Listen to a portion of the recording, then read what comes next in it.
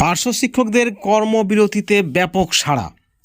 এই মুহূর্তের অত্যন্ত বড় খবর, রাজ্যের বঞ্চিত ৪৪,০০০ পার্শ্ব শিক্ষক পার্শ্ব শিক্ষিকাদের জন্য আজকে কর্মবিরতিতে সকল সংগঠন দলমত নির্বিশেষে একজোট এবং কর্মবিরতি তুলে নেওয়ার জন্য অনুরোধ করেছেন সরকারপন্থী সংগঠনের নেতৃত্বরা। বন্ধুগণ, আপনারা সকলে জানেন যে এই বঞ্চনা সীমাহীন বঞ্চনা এবং এই বঞ্চনা থেকে মুক্তির জন্য পার্শ্ব শিক্ষকরা চরম সীমায় যেতে প্রস্তুত রয়েছে। 23 তারিখে রয়েছে বিকাশ ভবন অভিযান এবং আজ কাল অর্থাৎ সোমবার, মঙ্গলবার, বৃহস্পতিবার এবং শুক্রবার 4 দিনের কর্মবিরতির ডাক দেওয়া হয়েছে পার্শ্ব শিক্ষক ঐক্য মঞ্চের পক্ষ থেকে।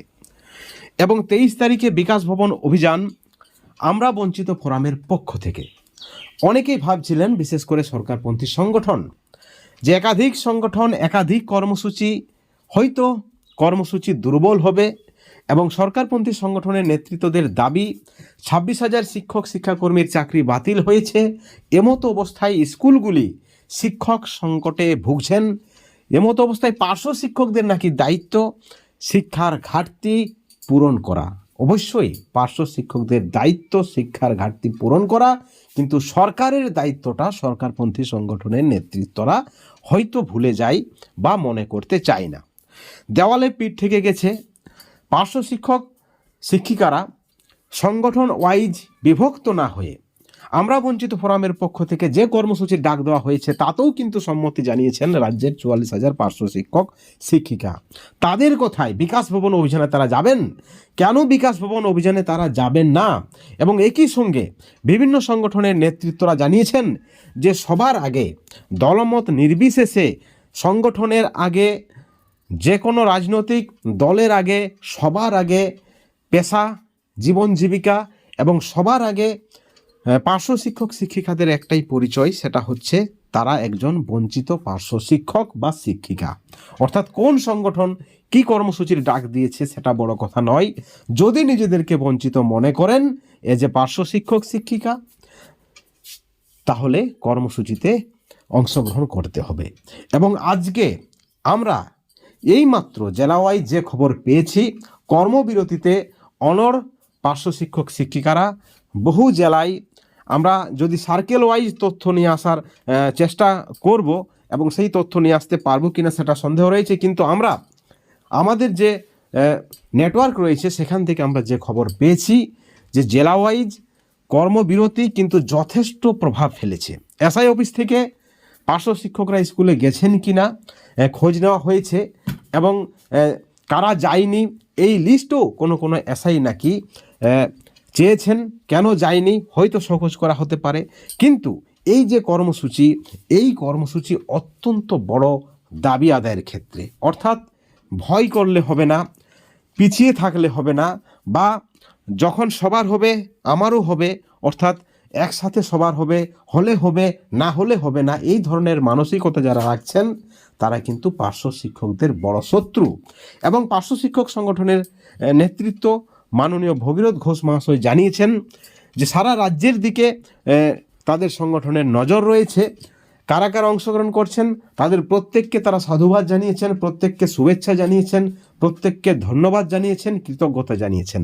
এবং যারা অংশগ্রহণ করেনি বিভিন্ন কারণে, হয়তো সরকারি সংগঠনের হুমকি বা আরও যদি কোনো ভয় থাকে চাকরি যাওয়ার, তাহলে তাদেরকেও তিনি অনুরোধ করেছেন যে প্রত্যেকের পাশে ভগীরথ ঘোষ মহাশয় রয়েছেন, পার্শ্ব শিক্ষক ঐক্য মঞ্চ রয়েছেন।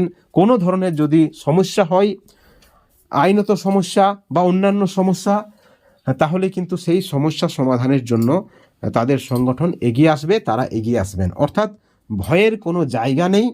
দেওয়ালে পিঠ ঠেকে গেছে এবং এখানেও যদি পার্শ্ব শিক্ষক শিক্ষিকাদের চোখ না খুলে তাহলে কিন্তু বঞ্চনায় থেকে যাবে। বিভিন্ন সোশ্যাল মিডিয়াতে আপনারা যদি দেখেন, বিভিন্ন গ্রুপে যদি আপনারা দেখেন, সকল পার্শ্ব শিক্ষক শিক্ষিকাদের একটাই দাবি, তারা যদি বুদ্ধিজীবী হয়, তাদের যদি দীর্ঘ 20 বছরের যে কাজের অভিজ্ঞতা, সেই অভিজ্ঞতা থেকে তারা যদি উপলব্ধি করতে চায় বা বিচার করতে চায়, সেখান থেকে যদি তারা বুঝতে শিখে, তাহলে কিন্তু এই যে কর্মসূচি, এতদিনের অর্থাৎ কর্মজীবনের দীর্ঘ 20 বছর 22 বছরের কর্মজীবনের মধ্যে এই কর্মসূচি কর্মবিরতি এবং বিকাশ ভবন অভিযান সব থেকে বড় কর্মসূচি এবং সঠিক সময়ের সঠিক কর্মসূচি। বন্ধুগণ, আমরা বলবো না যে 26,000 শিক্ষক শিক্ষাকর্মীর চাকরি বাতিল হয়েছে সুপ্রিম কোর্টে, তাই চাপে রয়েছে সরকার, চাপে রয়েছে এসএসসি, চাপে রয়েছে শিক্ষা দপ্তর। সবচেয়ে বড় কথা, 20 বছর ধরে চাকরি করার পর বেতন বা ভাতা 10,000 13,000 টাকা।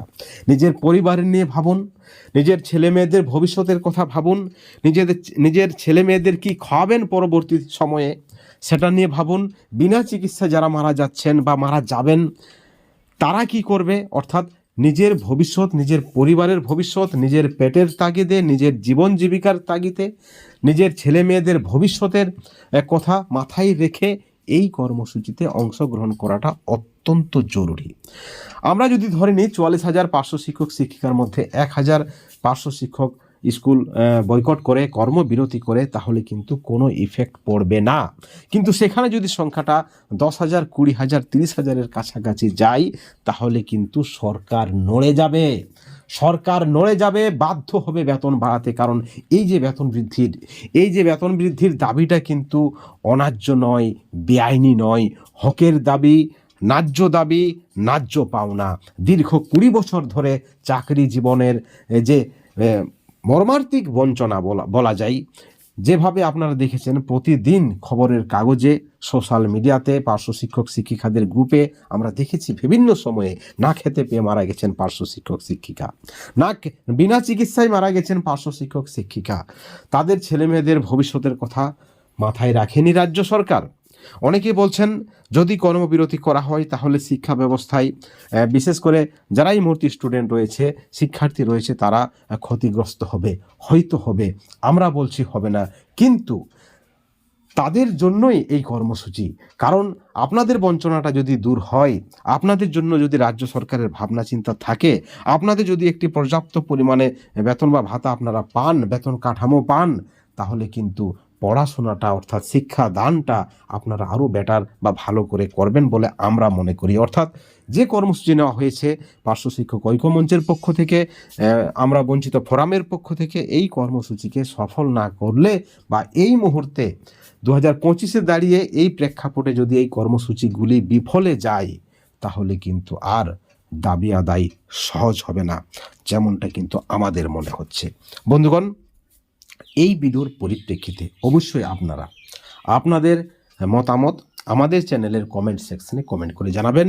নেতৃত্বদের যদি কোনো বলার থাকে, কোনো উপদেশ থাকে, কোনো অনুরোধ থাকে, তাহলেও কিন্তু আপনারা চ্যানেলের কমেন্ট সেকশনে কমেন্ট করতে পারেন।